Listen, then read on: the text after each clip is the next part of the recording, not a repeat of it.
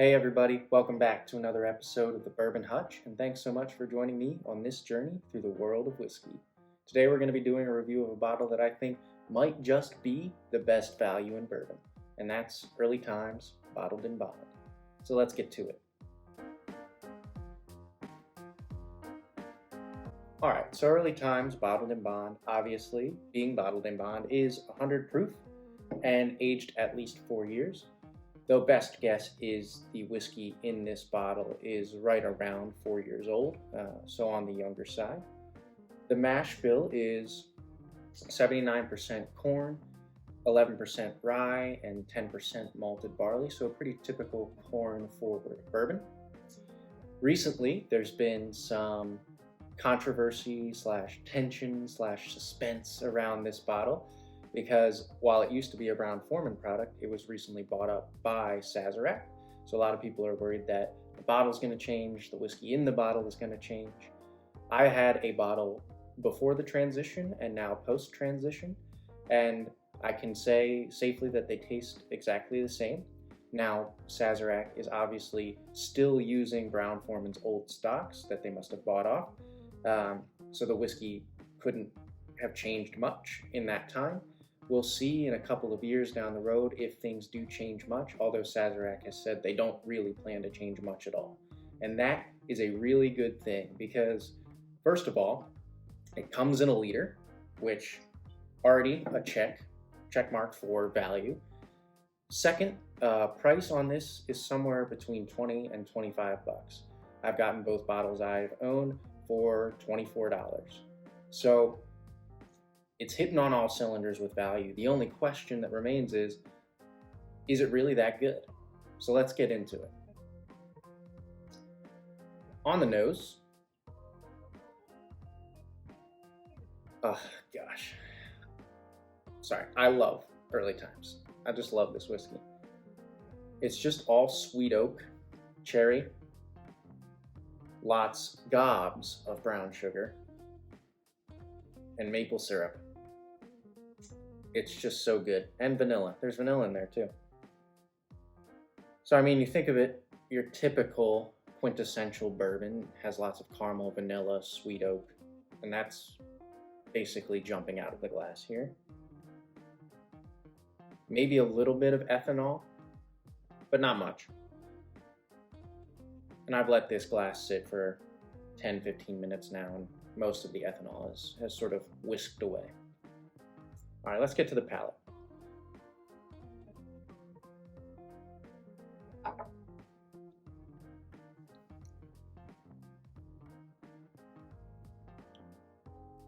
Man, transfers nicely from the nose to the palate.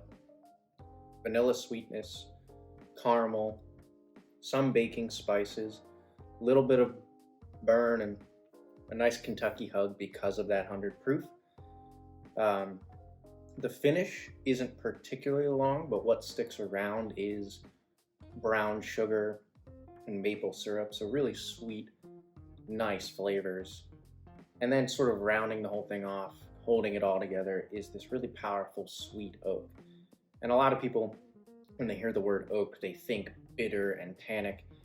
I guess when I say sweet oak, I really mean the sugars that are extracted from the oak. That sort of unique combination of brown sugar, vanilla, and even sometimes cherry that kind of comes out of oak. It's all here in this glass. Going back to the nose now. Staying pretty consistent. Maybe a little more fruit forward now that I've had a sip of it. Yeah, some more cherry now has sort of come out from underneath some of the other layers, but everything else is pretty much staying the same. All right, one more sip.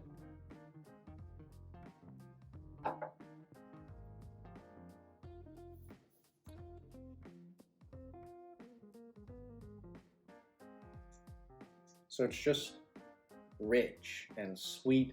It's not overbearing. I think 100 proof is a great proof for both having lots of flavor, but also not necessarily overpowering you with its ethanol. Vanilla sweetness, caramel sweetness are both there. think what I love most about it is this maple syrup taste and brown sugar taste that I get out of it. That's just so strong.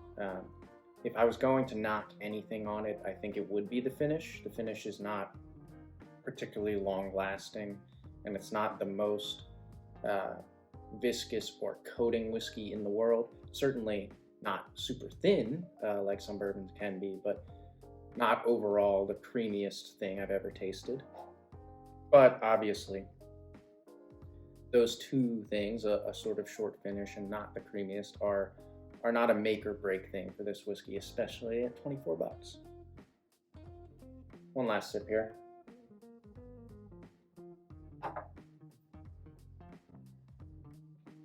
Yeah, there I got hit with more oak and more baking spices. And so I think it stays mostly consistent with each sip, but sometimes you might get a little bit more sweetness, sometimes you might get a little bit more spice. And I think in terms of a great value budget bourbon, that's about all the complexity you can really ask for. You know, it's got both sweetness and spice and enough to keep things interesting. It's sort of the bourbon that I can have at any point in the night. First bourbon to sort of warm up the palate, last bourbon as a sort of dessert, anywhere in between is just a really solid bourbon and sipping experience. So, final verdict on Early Times Bottled in Bond. Is it really the best value in bourbon?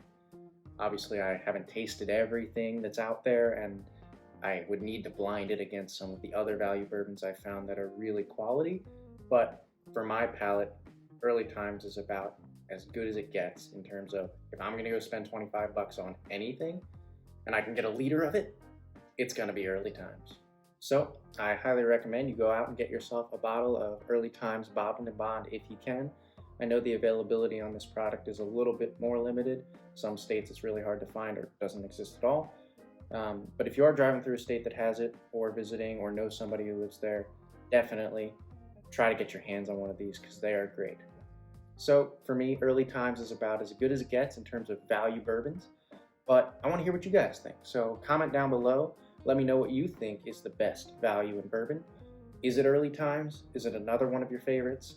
Would you like to see me blind Early Times against some other top tier budget whiskeys? Maybe you'll see that video coming soon. Until then, all I can say is keep drinking good whiskey and cheers.